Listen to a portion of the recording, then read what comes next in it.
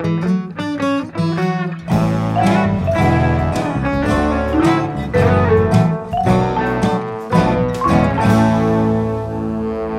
you pick up a Stephen King book, you know what you're getting into.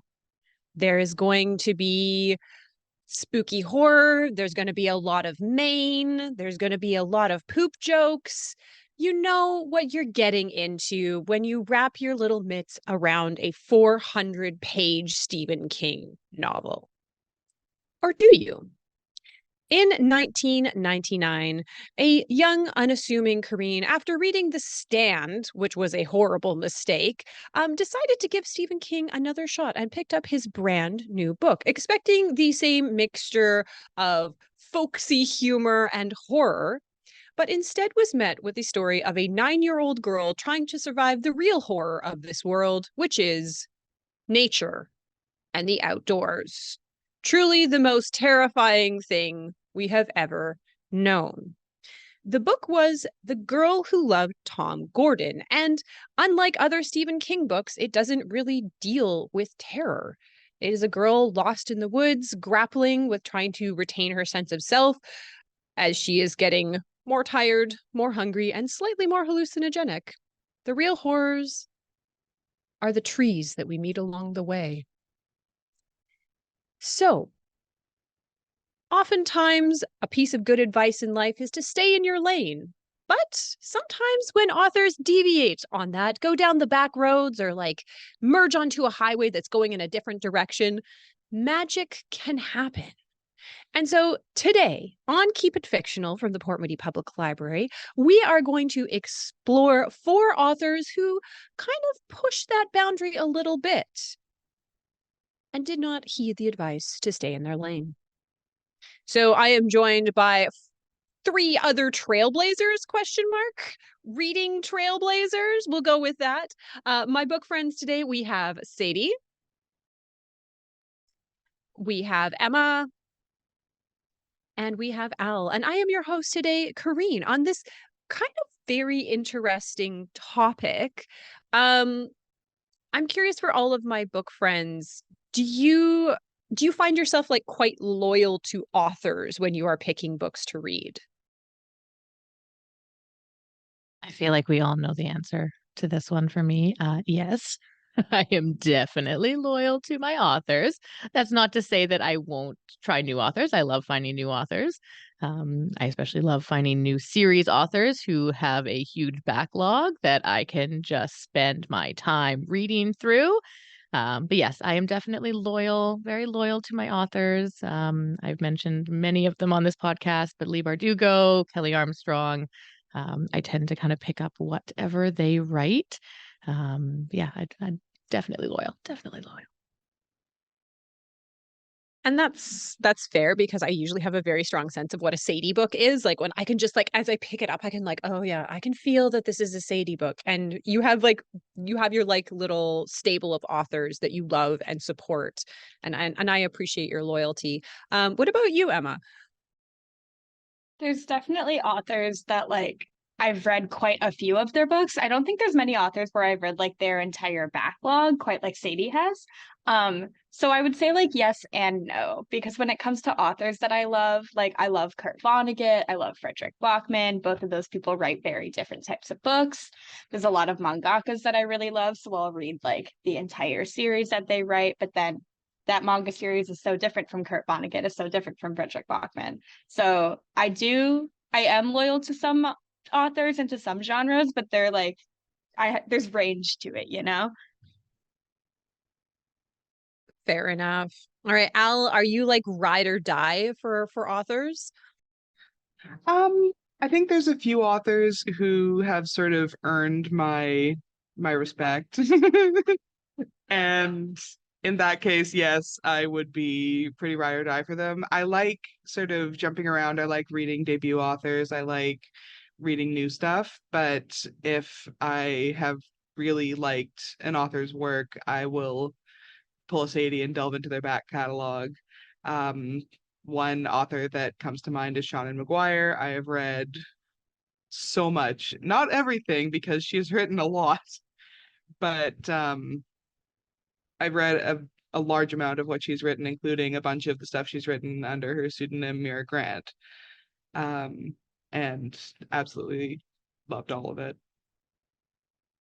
Yeah, and the kind of like pseudonym suggestion kind of does bring up why this is sometimes a problem for the authors themselves. You know, they're authors, they're writers, they're artists, and so they often don't want to kind of like pigeonhole themselves into a particular genre style of writing. And I find that especially with a lot of genre authors, so horror, fantasy, sci-fi, they often kind of get I guess like forced by marketing to kind of keep writing the same thing over and over again, or at least keep writing the same genre.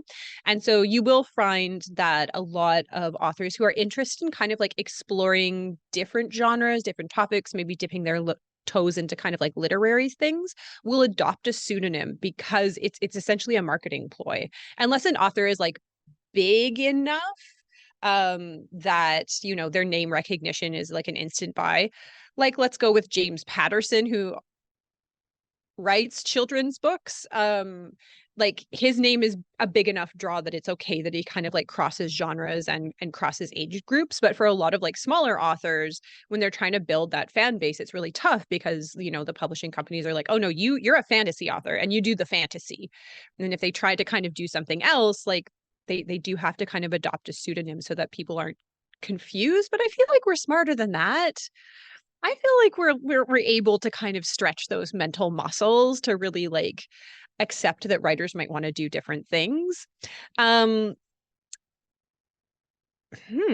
my next note to myself is Mauritania, and what I was going to talk about on this subject, but I don't think that that's really pertinent to the topic at hand. But on the history of pseudonyms, I think one of my authors that was super loyal to, who has since passed away, was Elizabeth Peters, who wrote the Amelia Peabody series, and she had 3 pseudonyms. One for her mystery novels, another for her Gothic romances, and then another because she was a PhD in Egyptology that she did her scholarly work on.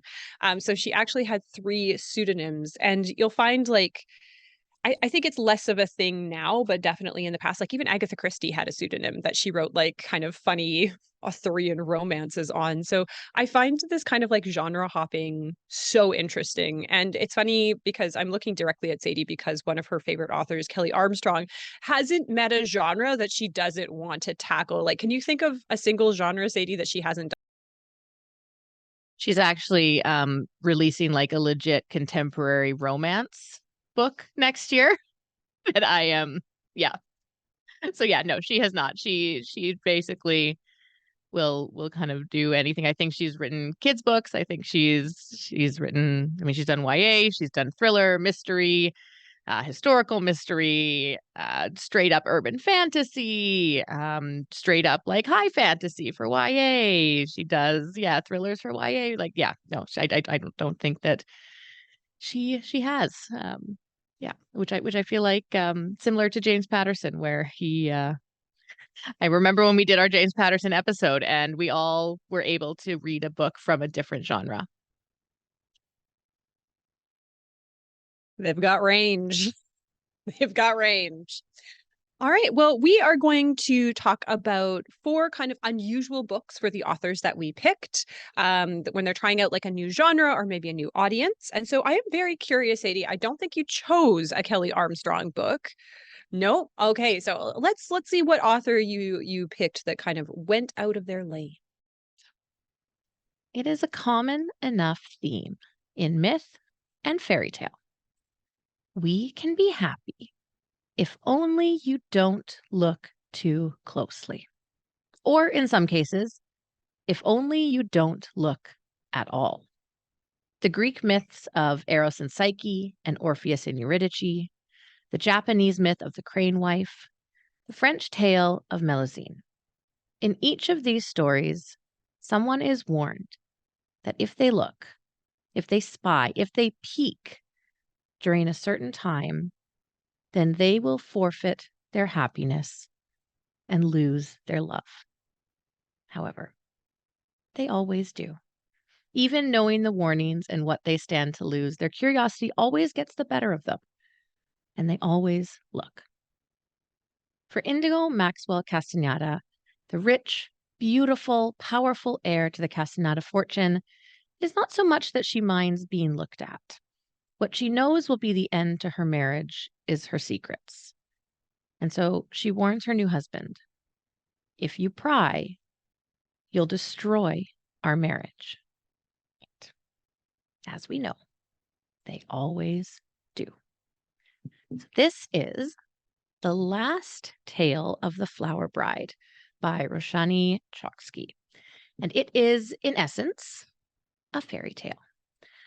Our narrator, who is known only as the bridegroom, has always been fascinated by fairy tales. Well, he's always been obsessed with fairy tales. At least he has ever since his younger brother escaped to the world of fairies through the armoire in their childhood home. Or at least that's what the bridegroom knows happened.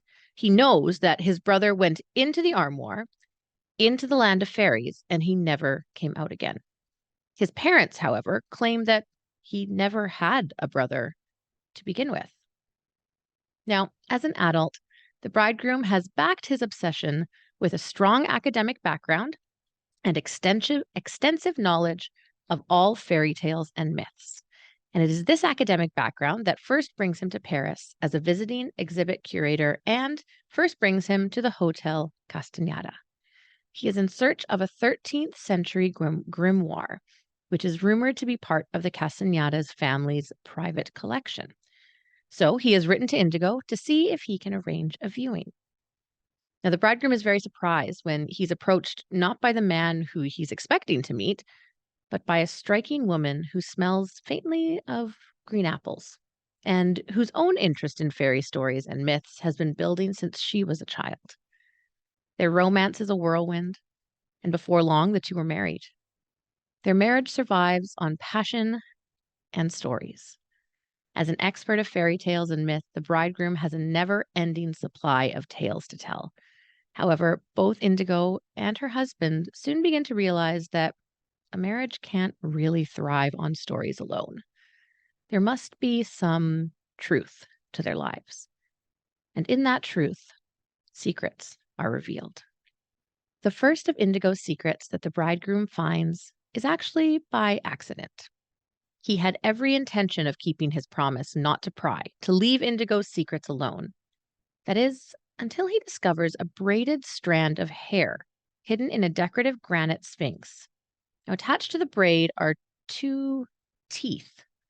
One is engraved with the letter A. When Indigo finds him holding the hair, she instantly grows cold and distant. She leaves their house for days without a word.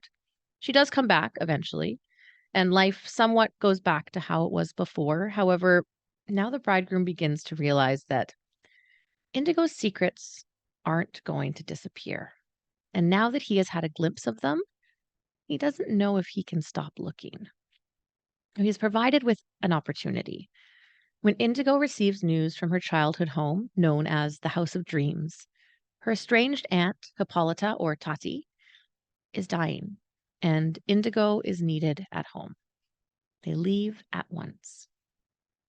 On their journey there, the bridegroom is once again warned, do not go digging. Do not go looking. You will not like what you find. When they arrive at the House of Dreams, an almost sentient house which seems to welcome Indigo back into its walls as if she never left, the bridegroom is surprised by his wife's coldness towards her dying aunt, and even more surprised when Tati brings up a name that he's never heard before. Azure, Indigo's best friend from childhood.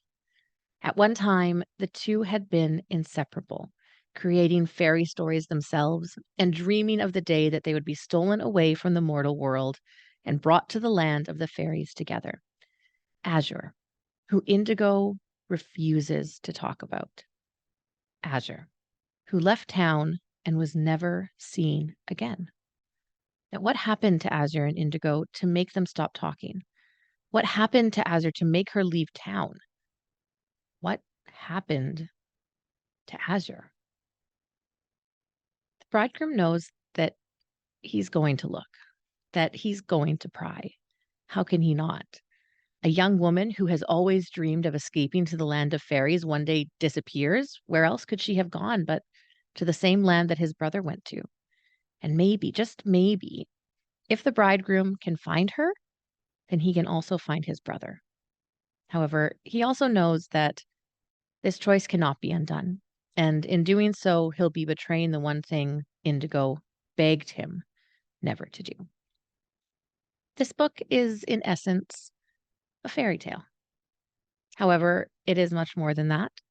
It is a story of family trauma and tragedy, a story of love and obsession, a story of mystery and control. We get the story told from two perspectives, one from the bridegroom as he starts to uncover the secrets surrounding his wife's life, and one from Azure, telling the story of a girl who was dragged to an island with her mom and her newest boyfriend, who always looked at Azure just a bit too long and a bit too closely. A story of how she first met Indigo, who at the time was making an offering of milk and blood to the fairies. A story about the connection the girls had and the promises they made to each other and broke. It's a story about secrets and memories, neither of which can be trusted. It has hints of magical realism, but never fully dives into the world of fantasy, not really. And it begs the reader to answer the question, would you look? If you knew you would destroy everything, would you still look? So I actually ended up technically reading 2 books for this episode. And that's because when I first picked this book up as the first adult book by the author, I was very convinced that I had already read one of her YA or children's books. That was not the case.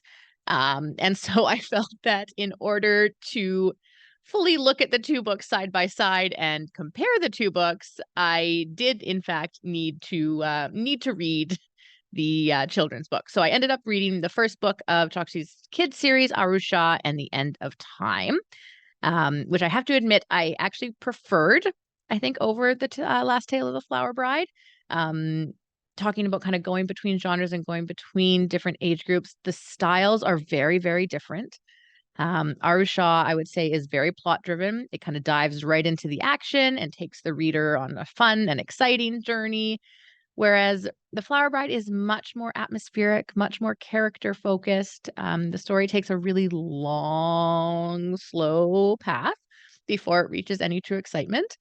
I think that this aspect is probably very appealing to some people, as we've talked about, people who are a bit more plot or character driven as opposed to plot driven, are more interested in the relationships and in the connections between people.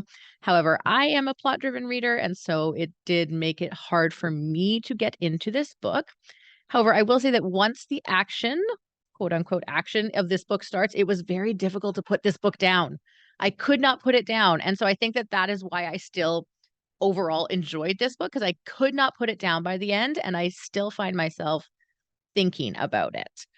So I would say that if you are looking for something a bit more dark, atmospheric, that's not quite situated in reality, but doesn't really jump into fantasy, I would not call it a fantasy at all. I would say it definitely sits more in the world of magical realism than fantasy. And it focuses more on relationships and characters. It does focus quite strongly on fairy tales and myths. So if you are interested in that, then I think that this would be a great book for you. And that is The Last Tale of the Flower Bride by Roshani Choksi. Interesting. I also love your dedication to the cause, Sadie, and that you read not just one, but 2 books. Like I said, I was so sure that I had already read the other one. And so I'm like, this is great. Like I've read the kids one, I can read the adult one, and I'll be able to look at them side by side. No, I didn't. I'd put it on my to read list a while ago, and then I just never did. Oh, that to read list. Horrible. All right. Well, I appreciate and recognize your dedication to the cause, Sadie. All right. We are going to move over to Al next. So Al, what book did you choose, or what author did you choose, and where did they go? All right. So I cheated a little bit with this topic. Instead of picking an author who wrote outside their usual genre, I've picked one who wrote very much inside his usual genre, but instead for a different audience, for children rather than adults. So today I'm going to be talking about Neil Gaiman and his middle grade novel that's become something of a modern classic, Coraline. We begin with our titular heroine, Coraline, moving in with her family to a new house. It's too big of a house for just them, so they live in just part of it, with two older women named Miss Spink and Miss Forcible living below them, and a strange old man who says he's training a mouse circus living above them. Coraline is a curious and adventurous young girl, and spends much of the first week or so living in her new home exploring it and the area around it. She learns that Miss Spink and Miss Forcible used to be actresses, and they live with several little dogs named things like Hamish and Jock. And she finds out that the strange old man upstairs will not show her the mouse circus yet because they are not ready. The mice will not play their instruments like they're supposed to, going toodaloo instead of oompa oompa like he wants. She also finds an old well on the property, which Miss Spink and Miss Forcible tell her to avoid, as it's dangerous. Miss Spink and Miss Forcible also give Coraline a rock with a hole in it, saying that it might be helpful. She also meets a black cat, who is very standoffish. Coraline's adventuring is brought to a halt by rain, though, and she becomes terribly bored. Her father gives her a task to keep her occupied: explore the house, and count all the blue things, and count all the doors. Coraline does this, and in the process finds a locked door that she doesn't know where it leads. Her mother unlocks it to show her that it doesn't lead anywhere. It was bricked up when the house was turned into apartments. That night, Coraline has strange dreams, and when she wakes up in the night, she hears a skittering noise. Following the noise, she finds that the bricked-up door is open. Disturbed, Coraline goes back to sleep. The next day, the rain has given way to mist, and her mother goes out to get groceries. Bored, Coraline goes back to the door and finds out that instead of bricks, it now leads to a long, dark hallway. Curious, Coraline goes down the hallway, and when she does, finds herself in what seems like a copy of her new house. She meets a strange woman who looks like her mother, but with black button eyes, who calls herself Coraline's other mother, as well as a man who looks a lot like her father, but also with button eyes, who says he is her other father. Everyone has an other mother and an other father, they tell her, and they have been waiting for her for a long time. They make her a delicious dinner, which Coraline eats with relish, and after dinner she does as she's told and goes to her room to play with the rats. It's decorated strangely in pink and garish green, and the rats sing her a strange song. Disturbed, Coraline leaves her room and tells her other parents she's going for a walk. She meets the same black cat as from her world, who talks here, but does not give her any answers. In this other world, there's also another Miss Spink and Miss Forcible, and another old man, all with button eyes and acting strangely. Coraline visits both, but disturbed, returns to the house. Her other mother tells her that they want her to stay with them forever, and all that she has to do is let them sew buttons onto her eyes. Coraline refuses, though, and the other mother reluctantly lets her go home. But when Coraline gets home, she finds that her real parents seem to have disappeared. With the black cat by her side, Coraline realizes that she needs to go back to the other mother's world and figure out what happened to her parents. As she tells the cat, being scared and doing it anyway, that's what brave is. Coraline is a delightfully creepy little book that I remember fondly from my childhood, and I can say with certainty that it holds up. It's written more simply than Gaiman's adult works, as one would expect, but the prose is still very readable, and it doesn't talk down to its audience. It's a fairy story, a ghost story, and a children's adventure story all rolled into one. And even as an adult, it's fun to read. Gaiman has said that this is a book of his that children love, but that gives adults nightmares. And I can see where he's coming from. There's many adult fears that lurk behind the story, the fear of a child being threatened being just one of them. But maybe I'm inoculated against the nightmares having read this book as a child initially. Coraline is a clever, resourceful, and brave heroine, and I appreciated getting to spend time with her again. I would recommend this book for any kid who wants something a little spooky, or any adult who is looking to reconnect with the child inside. What did you think of the movie, Al? I really like the movie. I think it's a good adaptation. It obviously changes a few things, but the stop motion is gorgeous. And I think it's a really great way to introduce kids to the story of Coraline. And the soundtrack is great. It's a really, really fantastic great. soundtrack. Oh my gosh. Right? Yeah. I like using it when I'm doing like a program and it's like a little bit spooky. I'm just like, we'll just sneak that in right now.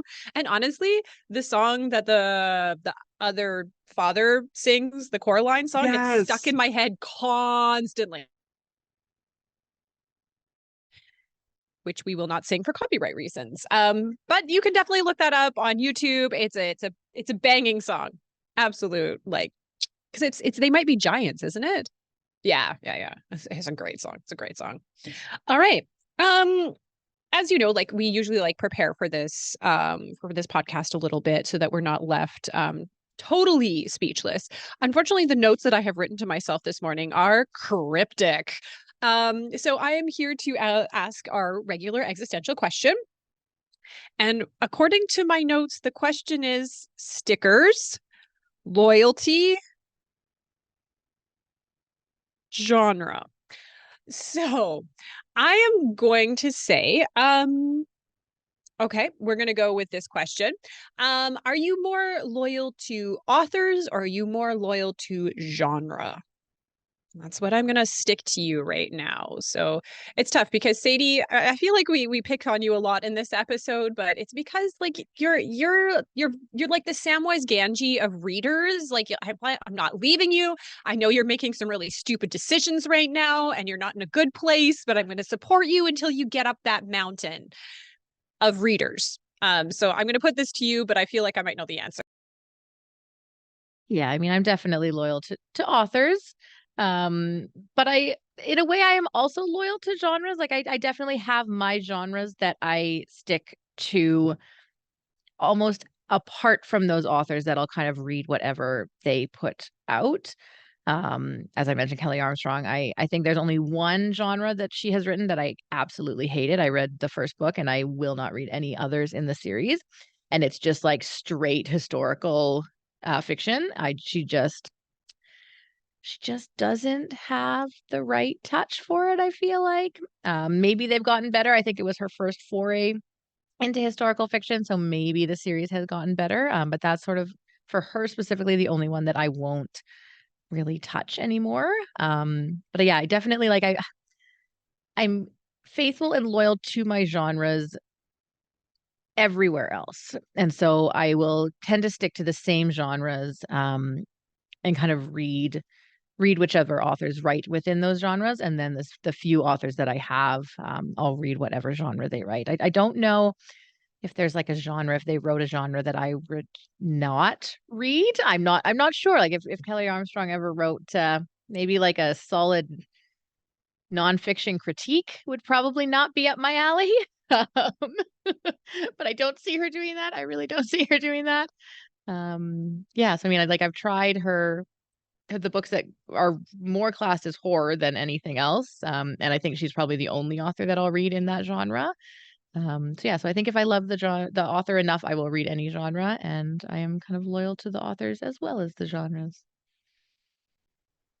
Excellent. All right, Emma, what about you? Are you more loyal? You might be more loyal to format. But do you think you're kind of more of a genre person, author person? I'm definitely loyal to format. You're pretty accurate there. But within formats, because like obviously we know I read a lot of graphic stuff, whether it's like a kid's comic book or a teen or adult manga series or whatever. But within those formats, I would say definitely more loyal to genres than I am to authors. Because like I love kind of like a ghost story, paranormal story. I like stories that talk about mythologies and mythologies from different cultures. But I also like literary fiction. And I really enjoyed like speculative fiction and some kind of like less hard science fiction, but more soft science fiction, like the Slaughterhouse-Five science fiction, that kind of realm. Um, and within these genres or these different formats, I don't like pigeonhole myself or like, oh, like I love this author, so I'm going to read all of this author's books. Like that doesn't really happen to me. I'm more like, oh, this book sounds good. This book looks like it has good vibes. I'll check it out here and there. So I kind of just read whatever appeals to me, but there's not a whole lot of consistency as far as that goes, if that makes sense. It does. It does. It does. All right. Al, I know you're a very strong genre reader. And I mean, genre writers tend to kind of typically stick to what they love, even though they might be bouncing between like horror, fantasy, science fiction. But do you find yourself more loyal to the genre or more loyal to authors? I think I'm more loyal to the genre overall than I am to authors. But I also like to read widely. So every once in a while, I'll dip outside my sci-fi fantasy horror kind of niche to see what else is going on, especially if an author has proven themselves to me as really good. So, for example, I'm not much of a historical fiction reader, but I absolutely loved Sparrow by Mary Doria Russell. So I picked up her historical fiction about it's called Doc, and I'm trying to remember who it's about, historical figure. Baby Docker? Yes. Um oh, friend of a famous gunslinger. Can't remember. Doc Oh, Holliday? yes, Doc Holliday. Thank you. But that was also great. But generally I stick within my genres and I read within my genres pretty widely. No, that's very true. I can't always like pick an owl book out of a lineup. Um, as witnessed by our staff has a competition where we have to choose what everyone's favorite book of the year is. And I didn't participate because I only play to win. And I knew I couldn't win, so I didn't play.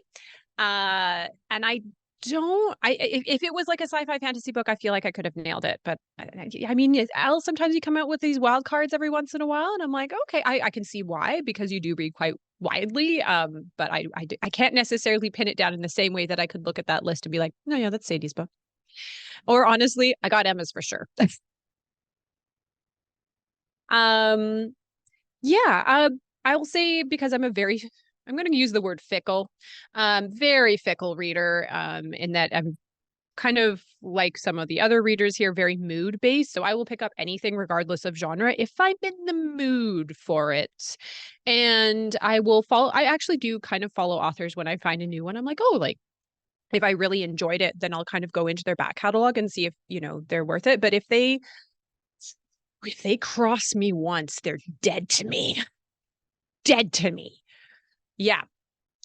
Which is probably why I'm single. So, yeah, so that, no.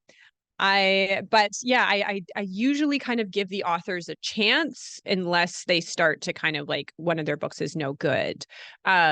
I could name names, but I'm going to be polite today.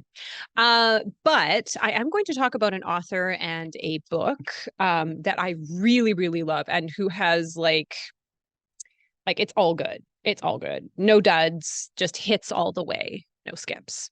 And we are going to start this book in Brooklyn in the 1970s.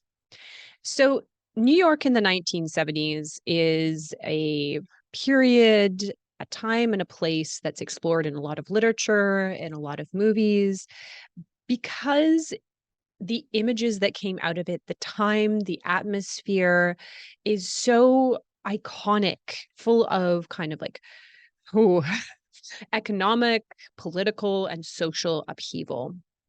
So in the 1970s, the Wikipedia article said it lapsed into bankruptcy, as if you just kind of like wake up one morning and just kind of like, well, I've had enough of having money. And so this kind of plunged this kind of small area full of so many people and culture and history um, into kind of unprecedented times. So a lot of the things in the 1970s, like these big social upheavals, these big iconic events, happened in that particular period. So the idea of the New York blackouts, and then all of like the history of hip hop that came out of that in the 1970s, the idea of white flight from different neighborhoods, leaving places and then being the new home of different communities, the Son of Sam killings, the heroin epidemic, crime sprees, the rise of the Nation of Islam, the Black Panthers. It's such like a rich period in history. So many stories, so many events, and you know, in this particular period, not all of those stories have been told, and so I really loved that an author that I really I love everything that she does. Everything she does touches to gold. That she chose to kind of go back into her own personal history, her own experience of growing up in this area, and kind of tell maybe a story that hasn't been told before.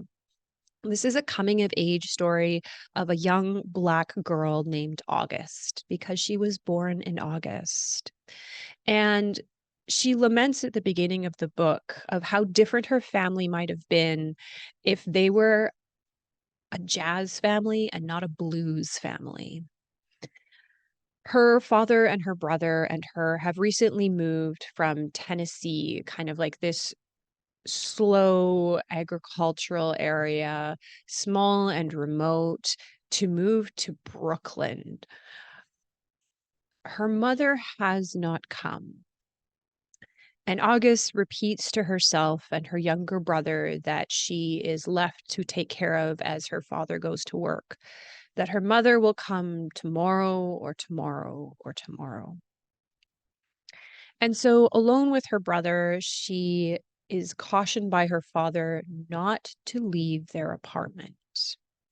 There's a lot of things happening out on the streets that this young girl doesn't understand. But what she does see, one particular image that kind of captures her imagination and gives her hope, are three beautiful Black girls her own age striding confidently down the street. Sylvia, Angela, and Gigi. They walk down the streets like they own them, laughing and smiling. The future is theirs. They're confident. They fear nothing. They fear nothing on streets when there are a lot of things to scare them.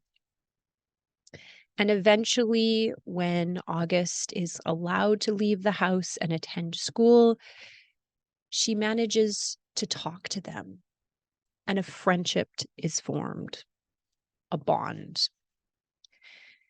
And the author writes about the importance of the friendship between girls at this particular age and the bond, and how all of their future is in front of them and they dream so big.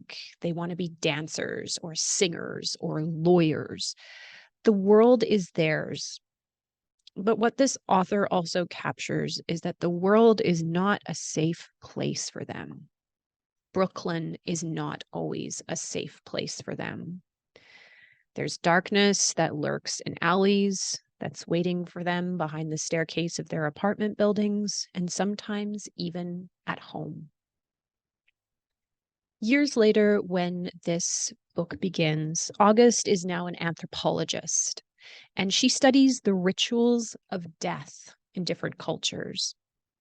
And she has come home to this area that she left behind to observe her own death ritual.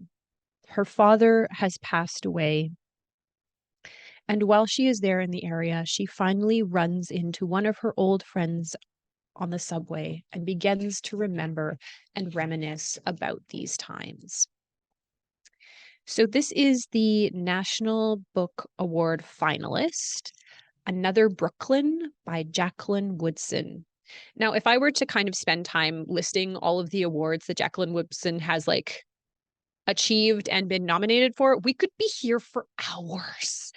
Hours. However, I would say that the majority of them are for her writing for children. I'd say Jacqueline Woodson is most famous for her picture books, her middle grade books, and her YA. And I think for me, her most famous book is Brown Girl Dreaming, which is a novel written in verse, which Jacqueline Woodson does a lot of. I think she is kind of a poet at heart. And so this book, she has described as kind of like a mixture between poetry, nonfiction, and fiction. Is her first adult novel, which you would never know by reading it because it's so good. And I think that's because when she writes for children, she approaches it with the same seriousness and skill level as she does her adult things. So she does not condescend to children in her writing at all. It's as kind of like as incisive, as clever, as poetic as any writing for adults. She herself was born in Ohio, moved to South Carolina, and then moved to Brooklyn kind of around the same age as our protagonist. So this is kind of a mixture of fiction, but it's also an examination of what that area was like for her, specifically Bushwick in Brooklyn when she was growing up. And because this area has kind of changed so much, it's one of those areas that was discovered by white people and then has gentrified so much, is that she wanted to kind of write about those communities of color and like the stories and the culture and the people and the girls from there and what they become. I think that if we're kind of talking about the lane, Jacqueline Wilson is definitely a children's author, middle grade author. And so this kind of foray into adult, this was her first adult book. It kind of retains that same poetic dreaminess as her thing has her writing for middle grade, but just kind of like more sad, just so much more sad, which was great because I was reading this on the SkyTrain, and there's nothing better than weeping in front of strangers on the SkyTrain at 8 o'clock in the morning. But it's fine because Emma was on the same train, so I feel like Emma, you would have been empathetic to my cause.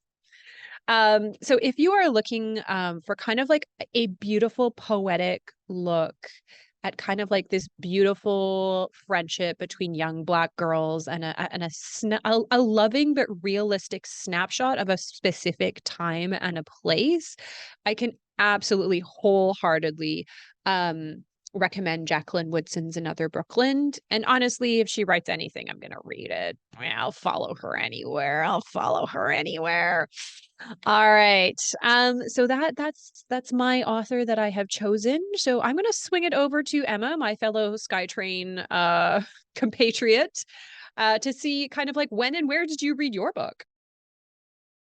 Yeah, I read this book before the recording of this podcast. I think I read it last year, and so I cheated a little bit. I revisited it to remind myself of the plot for this episode today. And this week I actually had a pretty hard time coming up with a book because a lot of the authors that I read, a lot of the adult authors I read typically only write for adults. A lot of the kids authors I read typically only write for kids. So it was hard for me to think of someone who had kind of like one story, one like standalone story that was so outside of their typical repertoire, either for a different audience or within a different genre. And I kind of cheated a little bit, kind of like what Al did. I picked an author who, while this is definitely a new form for them and a new like type of story for them, it's absolutely within the genre and within the style that they already write for. But what I did for this is I actually didn't pick an author. In my like sort of crisis of coming up with somebody, I realized that there is a filmmaker whose work is very, very dear to me and who has had an incredible impact on the books and the TV shows and the movies that I still enjoy today.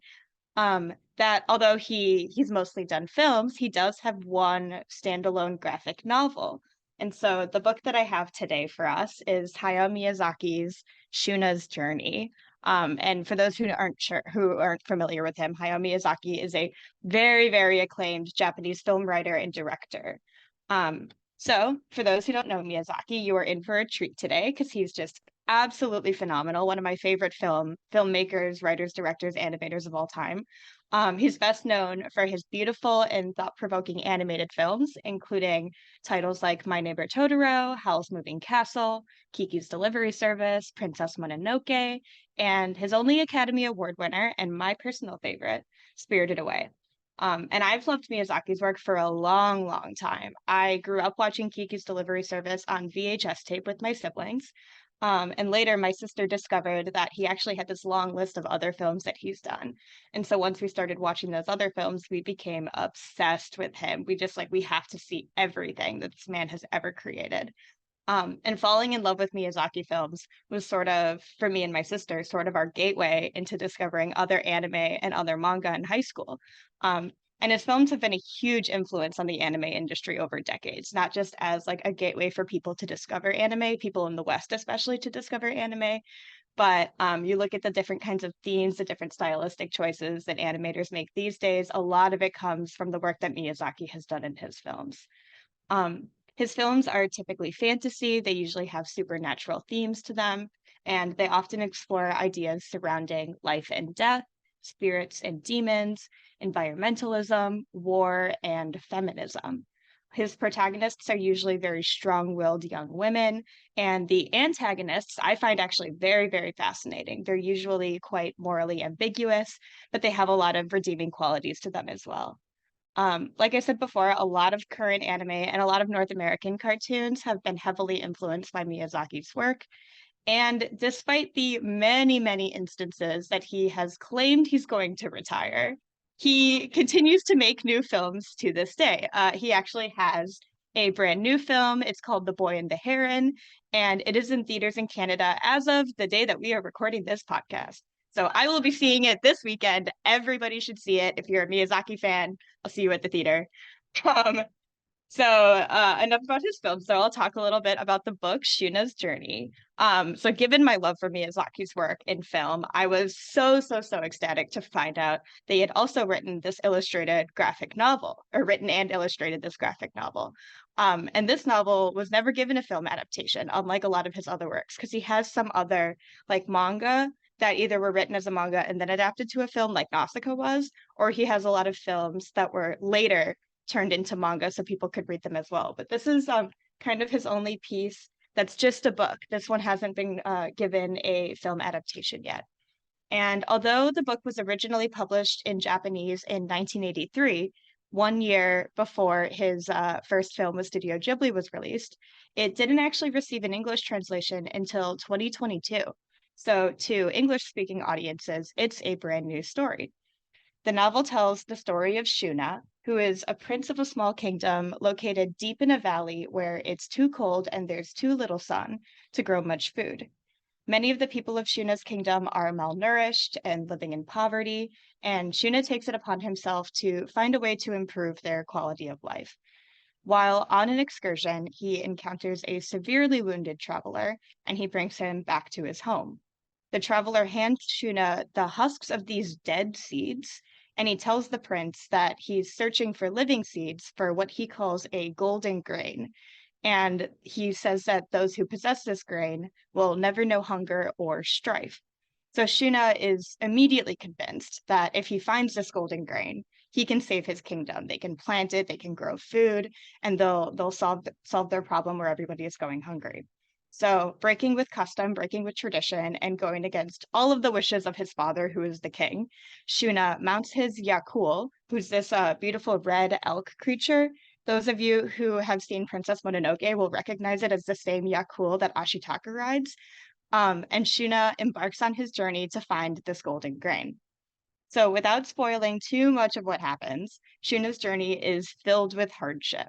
First, he crosses paths with a group of cannibals, and after a very short but very violent battle, he escapes, and he encounters a city that's ridden with these greedy merchants and human traffickers. He tries to help these two sisters who are enslaved, and while the older one refuses his help, he leaves. So Shuna ends up going out of the city, continuing his journey.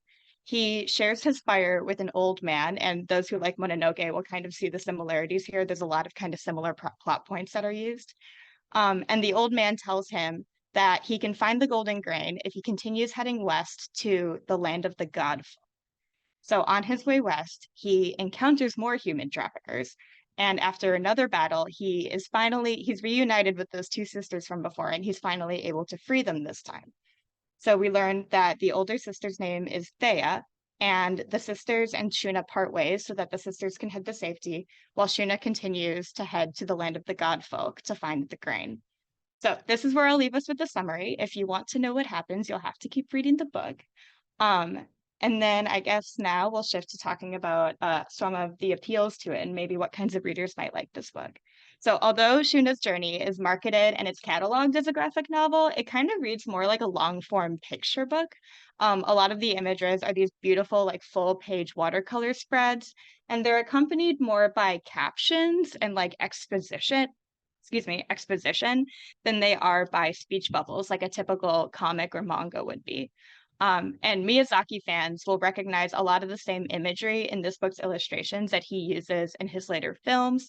The dress and the architecture is really similar to that of Nausicaa, and the Yakul and the Land of the Godfolk look straight out of Princess Mononoke.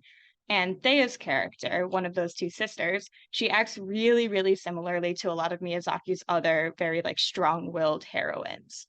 The book also has a lot of similar themes to his films, like pacifism and caring for the land. A lot of Miyazaki's films are kind of about not necessarily abandoning technology, but definitely going back to nature. And much like in Princess Mononoke, our hero sets out west from his isolated village into a world that's shaken by ecological calamity. So Shuna shares a lot of similarities with Mononoke's protagonist, Ashitaka.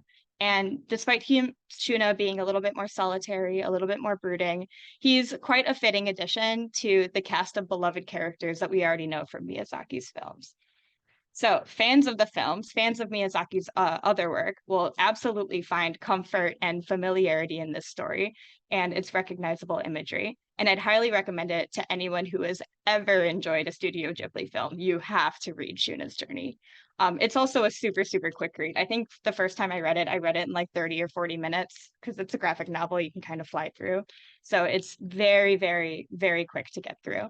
However, for readers where this would be their first foray into Miyazaki's genius, I still think they'd really appreciate the book for its gorgeous watercolor illustrations, its timeless storytelling, and really, really compelling and complex characters.